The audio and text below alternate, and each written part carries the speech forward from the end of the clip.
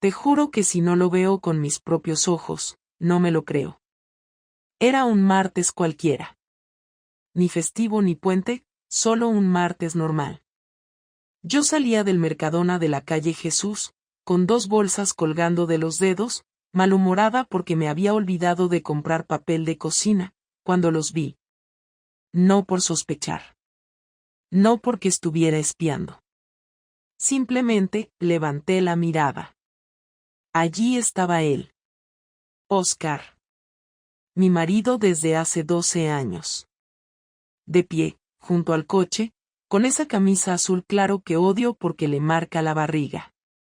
Pero no estaba solo. Estaba con una mujer, más joven, con el pelo corto y oscuro. Llevaba un vestido suelto, esos que parecen de andar por casa, y unas zapatillas deportivas blancas. A primera vista, dirías que es una vecina más. Pero lo que vi no era una conversación casual. Era un beso. No de mejilla, no de cortesía. Uno de esos besos que te hacen cerrar los ojos y agarrarte a la otra persona como si te estuvieras ahogando. Me quedé paralizada, las bolsas apretándome los dedos. No reaccioné. No dije nada. No hice un escándalo ni me lancé a gritar como en las películas. Solo los miré. Y ellos no me vieron. El mundo seguía girando como si nada. Di media vuelta. Caminé hasta la esquina. Me senté en un banco al lado del estanco y dejé caer las bolsas al suelo.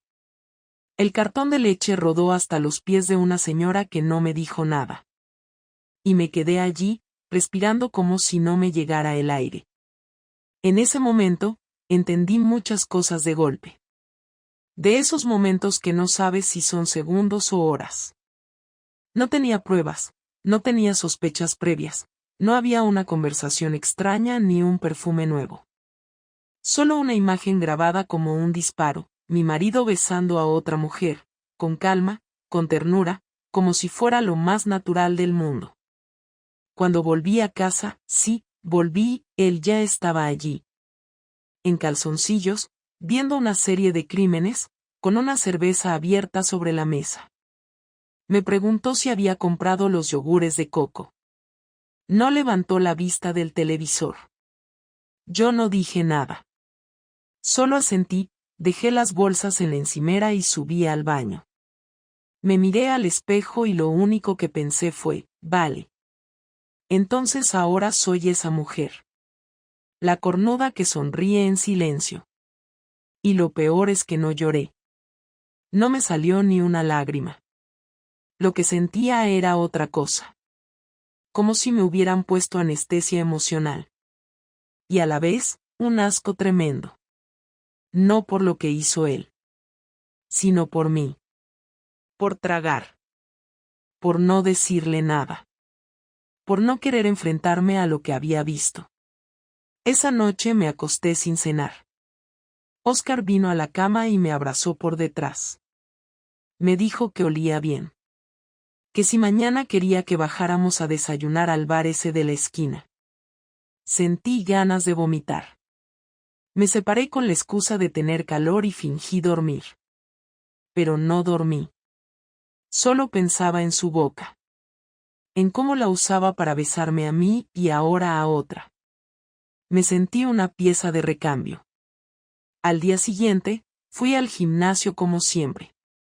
No porque me apeteciera, sino porque necesitaba estar lejos de casa. Me metí en la cinta y corrí sin música, solo oyendo mis propios pasos. Y allí, como una escena de comedia negra, apareció Rubén. Mi entrenador. El que siempre me había hecho comentarios tontos sobre si estaba más tonificada o si tenía buena energía.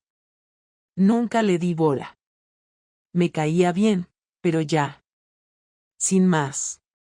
Pero ese día lo miré distinto. Y él también me miró distinto.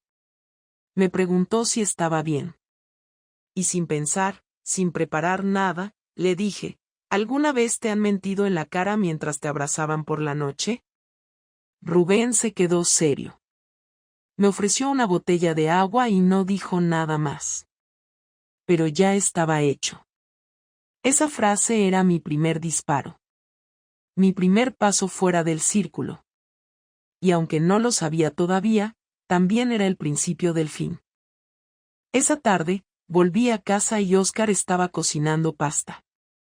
Como si todo fuera normal. Me besó en la frente. Me preguntó por mi día. Me dijo que si quería ver una peli. Y yo, como una actriz de teatro mediocre, le seguí la corriente. Cenamos. Vimos una comedia francesa. Y en mitad de una escena, mientras los personajes discutían sobre quién había sido infiel primero, él soltó una risa nerviosa. Como si no tuviera nada que ver con nosotros. Como si yo no supiera lo que sé. Y fue en ese momento, con la boca llena de vino barato, cuando tomé la decisión. Si él podía vivir dos vidas, ¿por qué yo no? No fue porque me descubriera en la cama con otro, ni porque me encontrara un mensaje sospechoso, ni siquiera porque yo confesara algo. Fue más sencillo, más estúpido y por eso mismo más brutal. Una noche cualquiera, después de cenar, Óscar fue a buscar el portátil que siempre dejaba en el comedor y no lo encontró. No era raro que lo hubiera movido yo, así que me preguntó desde la cocina si sabía dónde estaba. Le contesté que lo había subido al dormitorio por la mañana, que quizás seguía allí. Subió sin darle demasiada importancia, pero al rato bajó con cara de hielo, sin decir ni una palabra. Yo estaba fregando los platos, de espaldas, y noté cómo se quedó en la puerta observándome. No dije nada, esperaba que hablara el primero. Entonces soltó una sola frase: ¿Quién coño es Rubén? Me giré despacio, con el trapo todavía en la mano, como si eso me fuera a proteger del golpe. Me pilló completamente fuera de juego. No tenía ni idea de qué había visto, cómo lo había encontrado ni cuánto sabía. Solo supe que ese momento, ese segundo exacto, era el que lo iba a cambiar todo. Pregunté qué pasa, como una idiota, como si no supiera perfectamente de qué hablaba. Él levantó el portátil, abierto, con una pantalla de WhatsApp web visible, y ahí estaba todo, mis conversaciones con Rubén, enteras, sin filtros, sin borrar nada. No sé cómo lo había conseguido, probablemente lo abrí una vez desde el ordenador y se quedó la sesión iniciada. Me había confiado. Fue mi error. Pero el daño ya estaba hecho. Óscar no gritó. No se puso violento. No hizo ninguna escena. Solo me miró con una mezcla de asco y tristeza que no había visto jamás en su cara. Me preguntó desde cuándo. Le dije que no importaba. Me volvió a preguntar. Le contesté que unas semanas. No era cierto, llevaba ya más de un mes acostándome con Rubén, pero no quería que supiera cuánto había mentido. Me preguntó si me acosté con él. No dije nada. No hizo falta. Lo leyó en mi silencio. Me dijo que no sabía quién era yo. Le respondí que yo tampoco. Me pidió que no dijera ni una palabra más. Subió las escaleras. Cerró la puerta del dormitorio. Y esa noche no volvió a bajar. Dormí en el sofá, pero no dormí. Me quedé tumbada mirando al techo, sin saber si debía llorar, disculparme, huir o simplemente desaparecer. En mi cabeza, la culpa se mezclaba con una rabia absurda, porque al final él también me había engañado. Solo que lo suyo fue de otra manera. Se disfrazó de rutina, de indiferencia, de abandono emocional. Pero era abandono igual. Yo solo lo hice visible. Él me dejó sola en vida, y yo me fui con otro en cuerpo. Por la mañana, el silencio en la casa era tan denso que me costaba respirar. El perro se me quedó mirando como si también supiera lo que había pasado. Óscar bajó vestido, con las llaves del coche en la mano, sin mirarme. Me dijo que se iba unos días. Le pregunté a dónde. A donde no estés tú, contestó. Se fue sin equipaje. Solo llevaba el móvil y la cartera. Yo me quedé sentada en la mesa, con una taza de café frío entre las manos, sin saber qué hacer, ni qué decir, ni cómo arreglar algo que probablemente ya estaba roto desde hacía tiempo. Durante los días siguientes, no supe nada de él. No llamó, no escribió, no preguntó si el perro comía o si yo seguía viva. A veces fantaseaba con que volvería, que abriría la puerta y me gritaría que era una hija de puta, que como pude hacerle esto, y al menos eso me permitiría contestar, tener una pelea, un punto de partida. Pero no. El silencio era absoluto, seco, definitivo. Y lo peor no fue su ausencia. Lo peor fue la gente. Las miradas en el gimnasio, las preguntas de mis compañeras de clase de yoga, el cambio de tono en los mensajes de mi madre. No le conté a nadie lo que había pasado, pero algo se notaba en mi cara, en mi forma de hablar. Rubén me propuso vernos fuera del gimnasio, quedar para cenar o ir a su casa a pasar el fin de semana. Le dije que no. No podía. A pesar de todo, me sentía incapaz de construir nada encima de las ruinas que había dejado. No por moral, ni por remordimientos religiosos. Por puro agotamiento emocional. Me había vaciado. No tenía nada que ofrecerle. Cuando Oscar volvió a casa 5 días después, lo supe por el sonido de su coche en el garaje. Me levanté del sofá y esperé en la cocina. Él entró con la misma cara neutra de siempre. Me miró a los ojos por primera vez desde la confrontación. Me dijo que había estado en casa de su hermana. Que necesitaba pensar. Que no sabía si quería seguir casado conmigo. Le dije que lo entendía. Me preguntó si seguía viendo a Rubén. Le dije que no. Me preguntó si lo quería. No supe qué responder. Se sentó en la silla del comedor, la misma en la que solía leer el periódico los domingos, y durante unos segundos, que se sintieron eternos, no dijo nada. Después me preguntó, ¿por qué él? No lo decía con rabia, ni con celos, ni con dolor. Lo decía como alguien que de verdad quiere entender. Y yo, por primera vez, fui sincera. Le dije que no fue por Rubén. Que no se trataba de él. Que lo hice por mí. Porque me sentía invisible. Porque necesitaba que alguien me mirara como si todavía valiera algo. Porque con él me sentía deseada, viva, escuchada. Y que me odiaba por necesitarlo. Oscar asintió, despacio. Me dijo que había estado pensando mucho, que no se sentía con fuerzas para seguir con una mentira, que no sabía si alguna vez podría perdonarme. Yo le dije que no se lo pedía. Que entendía que quisiera irse. Que lo que había hecho no tenía defensa posible. Y entonces, en ese momento exacto, él me dijo algo que no voy a olvidar jamás: no me jode que te hayas acostado con otro. Me jode que no me hayas elegido a mí ni para intentarlo. Ahí sí lloré. Lloré como una cría. No por arrepentimiento, sino por tristeza. Porque tenía razón. Porque yo había decidido rendirme sin siquiera intentar salvar lo nuestro. Porque, en el fondo, yo también sabía que hacía tiempo que habíamos dejado de elegirnos. Y esa fue la primera vez que hablamos de verdad.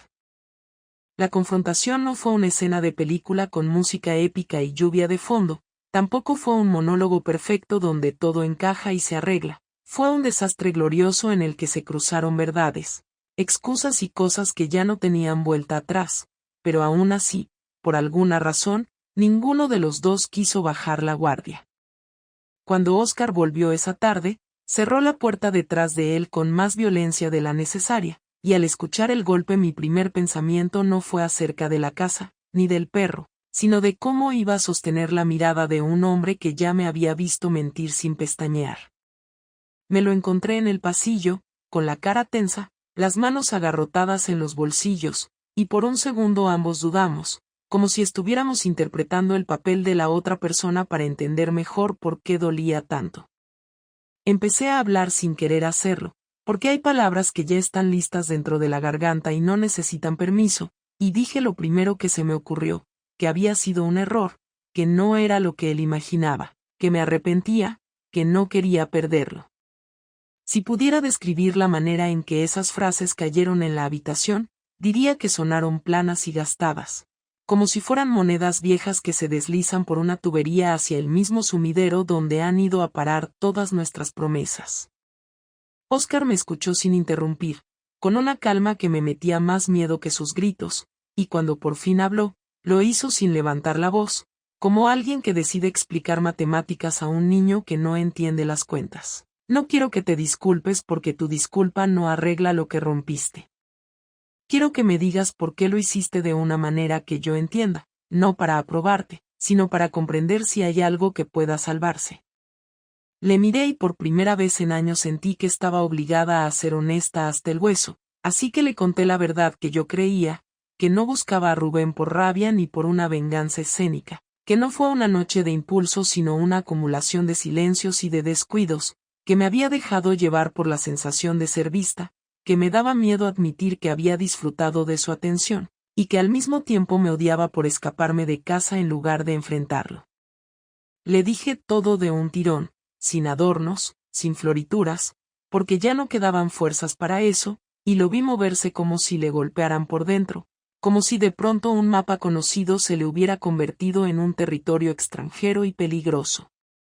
Él replicó varias veces con la misma pregunta, ¿por qué no me lo dijiste antes? Y yo no supe qué contestar, porque la respuesta verdadera era que llevaba meses sin encontrar la manera de decirlo sin que sonara a que yo le pedía permiso para dejar de sentirme invisible. Era como pedir permiso para respirar.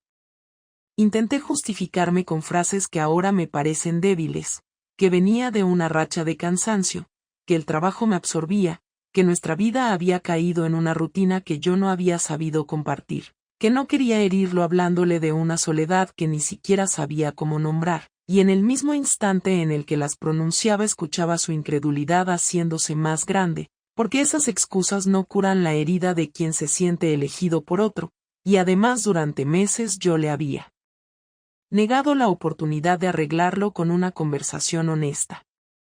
Oscar me interpeló con fuerza sobre cómo había fomentado yo esa distancia. Le preguntó por los silencios, por las cenas sin preguntas, por las mañanas en las que él salía sin una despedida real, por las veces que entraba en la cama y simulaba dormir. Cada inciso suyo me dolía porque también eran verdades que yo había conocido y aceptado, verdades a las que había respondido con la cobardía de creer que buscar fuera de casa compensaría lo que no era capaz de decir dentro. En un momento, la discusión escaló y mis propias palabras empezaron a convertirse en flechas que volvían rebotadas hacia mí. Le dije que también había fallado por no reconocer lo que él hacía por nosotros, por creer que su silencio era indiferencia cuando a veces era su forma de aguantar lo que no sabía arreglar, y a él le costó aceptar esa lectura como si lo defendiera de mí misma. En mitad de la pelea, cerré la ventana porque la calle parecía un testigo no solicitado, y los vecinos que pasaban por delante no vieron una pareja rompiéndose sino dos personas discutiendo fuerte una tarde común, pero en la casa la sensación era de catástrofe íntima, como si todos los objetos del salón fuesen a desprenderse de sus lugares seguros y caer sobre nosotros.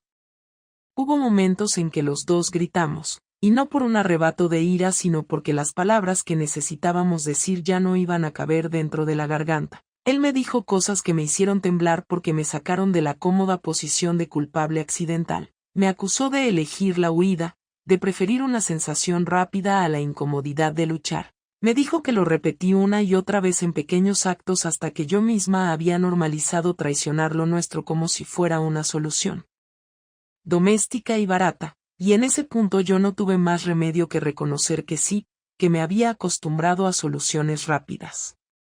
Me reprochó con una voz que no olvido cómo cortaba el aire: lo que más me duele es que no me echaste cuentas para intentar arreglarlo, que ni siquiera me diste la oportunidad de ponerme en evidencia para pelear por esto. Y entonces dije una cosa que me pareció terrible y que duele admitir, que tenía miedo de que si hablábamos, lo único que saldría sería un catálogo de fallos y resentimientos que nos haría más daño. Preferí el silencio antes que la certeza del fracaso, y ese silencio nos mató a los dos. En un instante de silencio completo, Óscar me miró con una mezcla de cansancio y decisión, se acercó, me tomó las manos con fuerza y me dijo que no necesitaba una excusa perfecta, que necesitaba un gesto que mostrara voluntad real de cambiar, pero yo, en ese momento exacto, no pude prometerle nada verdadero porque no estaba segura de mí misma, de lo que quería, ni siquiera de si podía ser la persona que él merecía. Le pedí que me dejara explicarlo todo, que no me echara de su vida sin oír por qué había elegido lo que elegí, pero su respuesta fue clara y simple: no volveré a ser quien hace las cosas mientras tú no me lo pidas de verdad. Fue la frase que clausuró la discusión, no porque contuviera una sentencia final, sino porque señaló la responsabilidad que había caído sobre ambos. Si queríamos salvarlo, tendríamos que hacerlo con palabras y hechos a la vez, y yo no estaba segura de tener ninguno de los dos. La última parte de la noche fue un intercambio de reproches y silencios. Él se fue a dormir al cuarto de invitados y yo me quedé en la cama donde habíamos dormido juntos tantos años, mirando el techo y sintiendo como cada una de las fibras de aquello que habíamos construido se tensaba hasta romperse en fragmentos pequeños, irreparables sin un trabajo que no teníamos energía para empezar. Antes de que se apagara la luz, Óscar llamó mi nombre una vez, y cuando me giré me dijo a media voz: no me decepciones más, y esas palabras, más que un mandato, sonaron a advertencia y a súplica al mismo tiempo, y me quedé allí, con la boca seca y la certeza de que nada de lo que dijera esa noche iba a cambiar lo que ya había empezado a suceder entre los dos. La venganza de Óscar no fue inmediata ni dramática ni aparente, y tal vez por eso funcionó. Durante los primeros días después de aquella última discusión, no hizo nada fuera de lo habitual, lo que me confundía y me hacía pensar que quizá estaba intentando procesarlo, que necesitaba tiempo para decidir qué hacer conmigo, con nosotros. Seguía trabajando, comiendo, usando las mismas rutinas de siempre, pero sin dirigirme más palabras de las necesarias. Se limitaba a lo práctico, me miraba lo justo, y cada vez que intentaba hablar con él para continuar lo que habíamos empezado aquella noche, me respondía con una evasiva, con la excusa de que estaba ocupado o no tenía ganas de hablar más del tema. Pensé que quizás su forma de castigarme era esa, ignorarme, y por algún motivo sentí que eso era peor que una pelea diaria. El primer movimiento real llegó sin previo aviso. Un viernes por la mañana encontré sobre la mesa del comedor un sobre con mi nombre escrito. No estaba cerrado, pero el hecho de que estuviera ahí, a la vista, indicaba que no era casual. Dentro había un listado con claves, números, y una carta breve donde Óscar decía que había hecho cambios en nuestras cuentas bancarias conjuntas. No me bloqueaba el acceso, pero me informaba que desde ese momento separaríamos nuestros ingresos, que cada uno se haría cargo de sus propios gastos personales, y que la hipoteca, que siempre habíamos pagado al 50%, seguiría así, pero sin más mezcla de dinero. No lo firmaba con odio, ni con amenazas, era casi frío, como una notificación oficial. Lo más humillante fue la parte final. He hablado con el banco y te he facilitado todo para que puedas tener control sobre tu parte. Si decides irte, todo está preparado. Si decides quedarte, quiero que sepas que no te voy a mantener.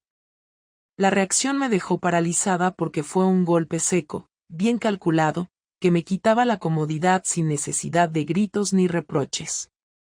Lo primero que pensé fue que no tenía derecho a hacerlo, que era injusto, que no podía tomar decisiones unilaterales sin hablar conmigo, pero al instante supe que sí podía.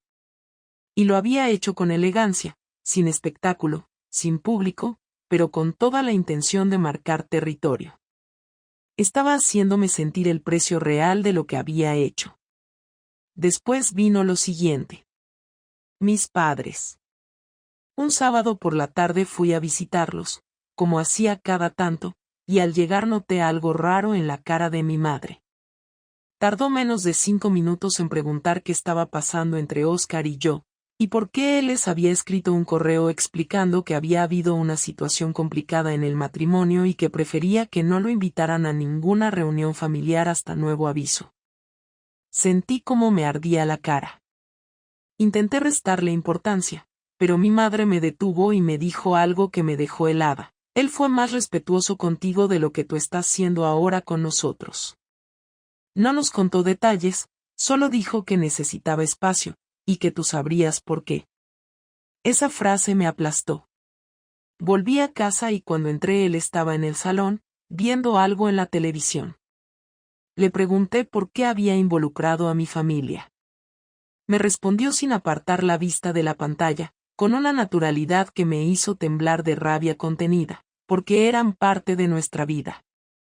Y no voy a seguir fingiendo delante de ellos como si no hubiera pasado nada. Si no querías consecuencias, habrías hecho las cosas de otra manera. Le grité que eso era innecesario, que me estaba exponiendo, que tenía derecho a preservar algo de intimidad, pero él se giró, me miró con la calma de alguien que ya no espera nada, y me dijo, tú decidiste romper la intimidad cuando lo compartiste con otro. Ahora aprende a convivir con las consecuencias. No era solo venganza. Era un ajuste de cuentas medido. Me estaba obligando a enfrentar todo lo que yo misma había destapado. Y lo peor fue lo que vino después, porque no me lo vi venir. Rubén. Un lunes por la tarde, después del trabajo, al salir del gimnasio, me lo encontré esperándome en la puerta con cara de pocos amigos. Me preguntó si Óscar lo había buscado. Le dije que no. Entonces sacó su móvil, me mostró un mensaje que había recibido desde un número desconocido. En él, alguien le decía que debía saber con quién se estaba metiendo, que tuviera cuidado, que no se trataba solo de una aventura con una mujer casada, sino de una familia que estaba siendo destruida por su culpa.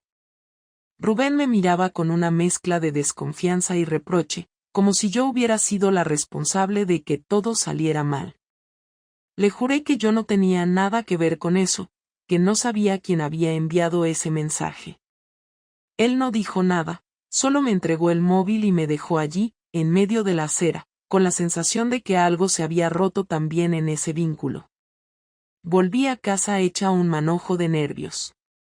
Óscar estaba en la cocina. Le pregunté si había enviado él ese mensaje. No lo negó. Solo dijo, no me pareció correcto que saliera ileso. Le contesté que no era su papel castigarlo, que lo nuestro era problema de pareja. Me respondió que Rubén sabía perfectamente que yo estaba casada, que no se le podía llamar inocente, y que si tenía la madurez para meterse en mi cama, debía tenerla también para encajar las consecuencias. Me pareció desproporcionado, cruel, pero no supe cómo rebatirlo porque, en el fondo, entendía su lógica. Había cruzado una línea y ahora Óscar se dedicaba a pintarla con fuego para que no pudiera olvidarla. Los días siguientes fueron una mezcla de incomodidad constante y distancia planificada. Él no me insultaba, no me provocaba, pero me quitaba de su vida pieza por pieza. Cambió la contraseña de su portátil, dejó de compartirme información sobre sus horarios, y empezó a salir por las noches sin darme explicaciones. Una vez lo vi arreglándose más de la cuenta y pregunté si tenía una cita. Me miró y dijo, ¿te parece justo que tenga que darte explicaciones ahora? No supe qué responder. Quise decir que sí, que aún estábamos casados, que merecía respeto, pero esas palabras sonaban vacías incluso antes de salir de mi boca.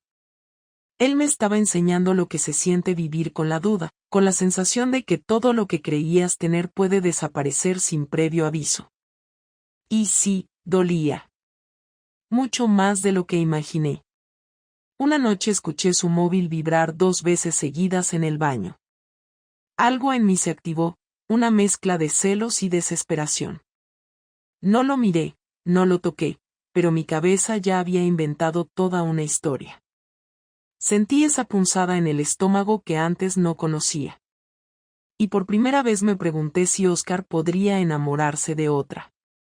Si estaba con alguien. Si me iba a dejar. Y por primera vez también entendí el alcance de mi error. No solo por haberle fallado, sino por haber destruido la única base estable que conocía. Porque Oscar no se estaba vengando por impulso. Estaba desarmándome con estrategia. Y lo peor de todo, con razón. Después de semanas conviviendo en esa especie de guerra silenciosa, la tensión acumulada empezó a fracturarse en detalles mínimos, como si el desgaste ya no pudiera sostenerse con indiferencia. Un martes por la noche, al volver del trabajo, encontré a Oscar en la terraza con una copa de vino. Hacía años que no lo veía beber solo. Me acerqué con cautela, sin saber si quería hablar o si era uno de esos momentos en los que prefería estar en silencio, pero antes de que pudiera decir nada me invitó a sentarme. Lo hizo sin agresividad, sin sarcasmo, como si de verdad quisiera tener una conversación. Me senté enfrente, y por primera vez desde que todo estalló sentí que algo había cambiado en su mirada.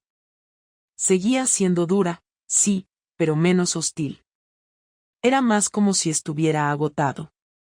No físicamente, sino de seguir peleando por dentro. Empezó diciendo que no le interesaba hablar de Rubén ni de lo que pasó en sí, porque ya tenía claro que no iba a encontrar ninguna versión que le devolviera la paz. Lo que le interesaba ahora era saber qué íbamos a hacer con esto. Con nosotros. Con el matrimonio. Me quedé mirándolo sin saber qué decir, porque hasta ese momento yo no había sido capaz de pensar más allá del presente inmediato. Me preguntó si quería seguir casada, si de verdad quería intentarlo o si me estaba quedando por costumbre, por culpa, o por miedo a enfrentarme a una vida distinta. No supe qué responder, y eso fue lo que más le molestó. Me dijo que si después de todo lo que había pasado todavía no tenía una respuesta, entonces era probable que ya la tuviera y no quisiera admitirla. Yo traté de explicarle que estaba confundida, que todo esto me había descolocado, que no esperaba que reaccionara como lo hizo, que me había sorprendido su frialdad, su forma de manejarlo todo. Él me cortó y me dijo que no se trataba de cómo reaccionó él, que la traición fue mía, y que si quería que él tuviera una respuesta emocional distinta, debía haberme comportado de otra manera. Le dije que quería arreglarlo. No lo dije con convicción, sino con necesidad. Sentí que si no lo decía en ese momento, él iba a darlo por terminado, y yo todavía no estaba lista para que se acabara. Me preguntó cómo pensaba arreglarlo, qué estaba dispuesta a hacer para que él pudiera confiar de nuevo en mí. Le dije que iría a terapia, que buscaría ayuda, que podríamos ir juntos si quería. Me respondió que la terapia no curaba la desconfianza, que eso se reconstruía con hechos, no con palabras. Le pregunté qué hechos necesitaba. Me miró y dijo que quería sinceridad absoluta. Que si iba a seguir aquí, no habría más secretos, ni silencios, ni juegos. Que necesitaba saber que podía mirar mi teléfono sin encontrar sorpresas, que si yo salía con alguien del trabajo, él lo supiera antes, no después. Que necesitaba, por lo menos, la certeza de que lo trataba con la misma transparencia que él me dio durante años. Le dije que eso lo entendía. Que estaba dispuesta a aceptarlo. Pero también le pedí que si íbamos a reconstruir algo, él no podía seguir actuando como si yo fuera una enemiga. Que entendía su rabia, su decepción, su desconfianza, pero que si de verdad quería darme una oportunidad, necesitaba dejar de castigarme por cada detalle, por cada gesto, por cada minuto que paso en la calle. Le pregunté si quería seguir conmigo por amor, por orgullo o por costumbre. No me respondió al momento. Bebió un trago de vino y me dijo que no lo sabía. Que durante días pensó que quería irse, desaparecer, empezar de cero. Pero que cuando se imaginaba su vida sin mí, no sentía alivio, sentía vacío. Me dijo que no sabía si eso era amor, dependencia o algo que no podía explicar, pero que necesitaba entenderlo antes de tomar una decisión. Nos quedamos en silencio un rato. Luego me preguntó si todavía tenía contacto con Rubén. Le dije que no. Me creyó, o fingió que me creyó. Me pidió que le enseñara mi móvil. Lo saqué del bolsillo, se lo entregué sin decir nada. Lo revisó durante unos minutos, sin prisa, pasando por los mensajes, el historial de llamadas, las fotos. No dijo nada. Me lo devolvió. Me preguntó si le había amado. Le dije que no. Que fue deseo, confusión, una necesidad de sentirme viva. Me miró y dijo que eso lo entendía, aunque no lo justificaba. Que si alguna vez se sentía así, preferiría romper el matrimonio antes que buscar a otra. Le respondí que yo no tuve ese valor, y que ese fue mi mayor error. Me dijo que no iba a decidir nada esa noche. Que necesitaba pensar más, pero que ya no quería seguir viviendo en esa tensión diaria. Me preguntó si estaba dispuesta a hacer cambios reales. Le pregunté qué significaba eso para él. Me dijo que, para empezar, quería que nos tomáramos un tiempo sin apariencias. Que no fuéramos pareja durante un mes, que compartiéramos casa, pero no cama, no rutinas, no favores. Que cada uno viviera su espacio, que pensáramos por separado que queríamos, sin presiones. Le pregunté si eso era una separación encubierta. Me dijo que no. Que era una manera de saber si todavía queríamos lo mismo. Que si después de ese mes queríamos estar juntos, sería con nuevas reglas, sin reproches antiguos, sin exigencias caducas. Acepté. No porque me convenciera su plan, sino porque no tenía ninguna propuesta mejor. Me parecía justo. Era lo mínimo después de todo lo que había causado. Durante ese mes, dormimos en cuartos separados, comimos por turnos, salimos con horarios distintos.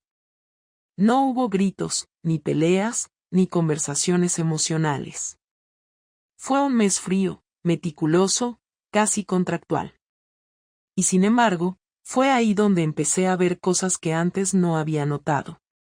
Como la forma en que Oscar cuidaba al perro incluso cuando estaba molesto, o cómo seguía lavando los platos sin que nadie se lo pidiera. Cómo se levantaba a las 6 de la mañana sin hacer ruido para no despertarme.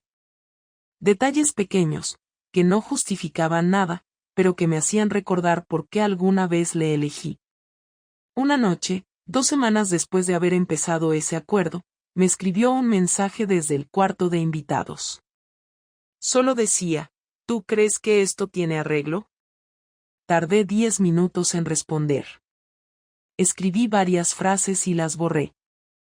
Al final solo le puse, no lo sé. Pero quiero intentarlo. Me respondió, yo también. Pero necesito más tiempo. Cerré el móvil, me acosté sin llorar, sin miedo, con la sensación de que por primera vez estábamos empezando algo nuevo, aunque fuera sobre los restos de lo que habíamos destruido. Faltaban aún muchas conversaciones. Muchos pasos por dar. Pero esa noche dormí con la puerta entreabierta, y él también.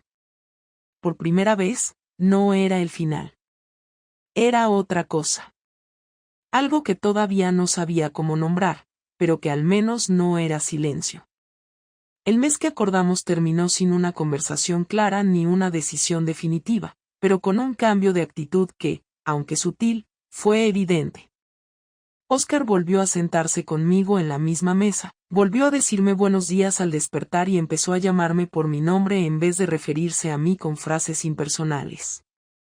Era como si poco a poco se permitiera interactuar conmigo sin recordar cada minuto lo que había pasado, aunque en sus gestos todavía se notaba la distancia que necesitaba para protegerse. Yo, por mi parte, había dejado de esperar que todo volviera a ser como antes. Tenía claro que el matrimonio que teníamos antes de la infidelidad ya no existía, y que si había algo nuevo por construir, debía partir de esa verdad y no del deseo infantil de hacer como si nada hubiera pasado. Cada pequeño avance era una conquista, pero también un recordatorio de que las cosas ya no podían sostenerse con las reglas antiguas. Vivíamos como dos personas que intentaban conocerse de nuevo, sin la ventaja de la ingenuidad ni la comodidad de la rutina. Una noche, después de cenar, Me dijo que necesitaba hablar conmigo sin rodeos, sin pausas incómodas y sin esa precaución que habíamos usado durante semanas para no herirnos. Me senté enfrente y esperé en silencio. Me dijo que había tomado una decisión. Que no iba a divorciarse. Que no quería empezar otra vida, ni abrirse a nuevas personas, ni arrancarse de golpe todo lo que habíamos construido juntos. Me dijo que todavía me quería, aunque no como antes, pero que con el tiempo, si hacíamos las cosas bien, tal vez llegaría a quererme de otra forma. Me dijo que había imaginado escenarios donde se marchaba, donde yo lo veía hacer su maleta, y que al final, en todos ellos, había una sensación común, que prefería vivir con la incomodidad de reconstruir algo que conocía antes que exponerse a empezar de cero con alguien más. Le pregunté si esa decisión era solo una forma de evitar la soledad o si realmente sentía que valía la pena seguir conmigo. Me dijo que no podía responder con claridad todavía, que probablemente había un poco de las dos cosas, pero que era honesto al decirme que no estaba actuando por debilidad. Que podía irse si quisiera, que tenía opciones, que su orgullo seguía herido, pero que no iba a dejar que ese orgullo lo hiciera perder una vida entera. Me pidió que no esperara milagros, que iba a necesitar tiempo, que iba a haber días malos y silencios incómodos, y que si yo no estaba dispuesta a sostener eso, prefería que se lo dijera en ese momento. Le respondí que sí estaba dispuesta. Que no porque me sintiera obligada, ni por culpa, sino porque después de todo ese proceso, seguía queriendo estar con él, aun cuando ya no fuera el mismo, ni yo fuera la misma, ni nada lo fuera.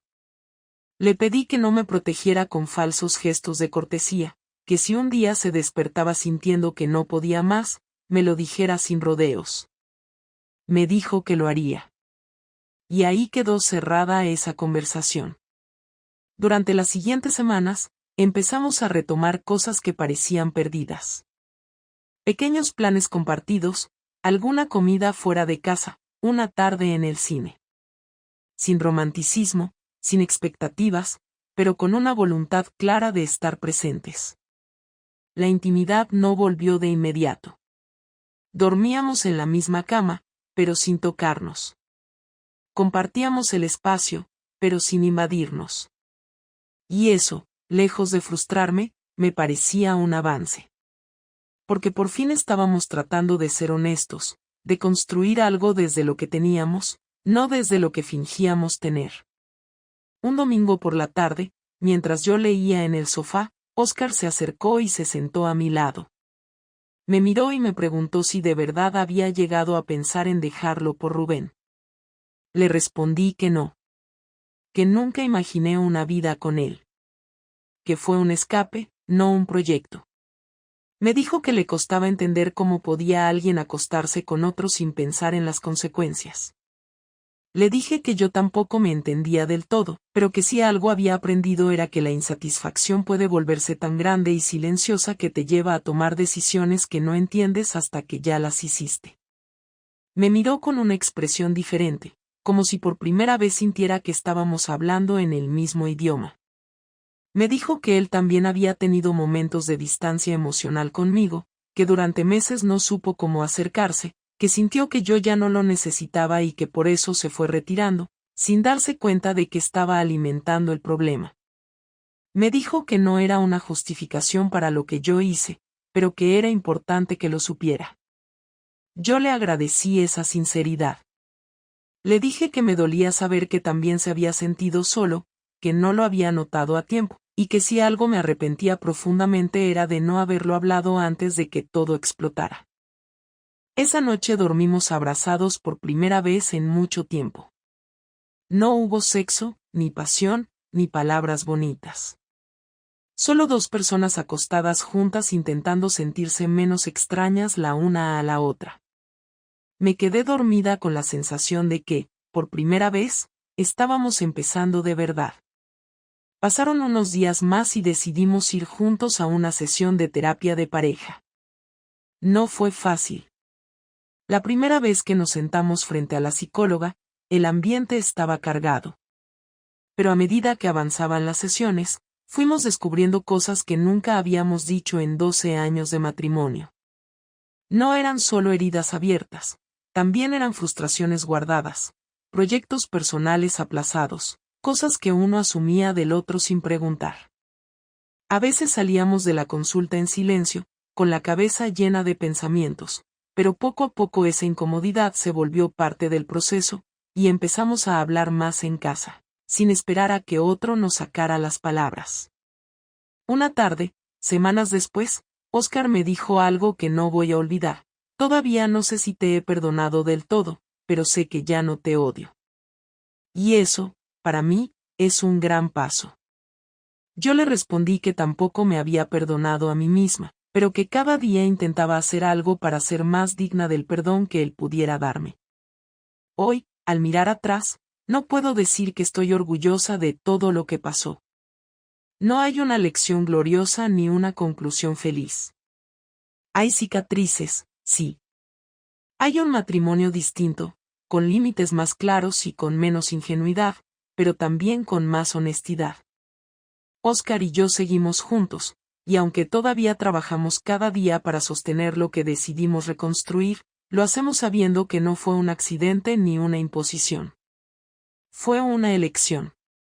Y en medio de todo lo que rompí, poder volver a elegirnos sin mentiras es, al menos para mí, la única forma en que todo esto tiene algún sentido.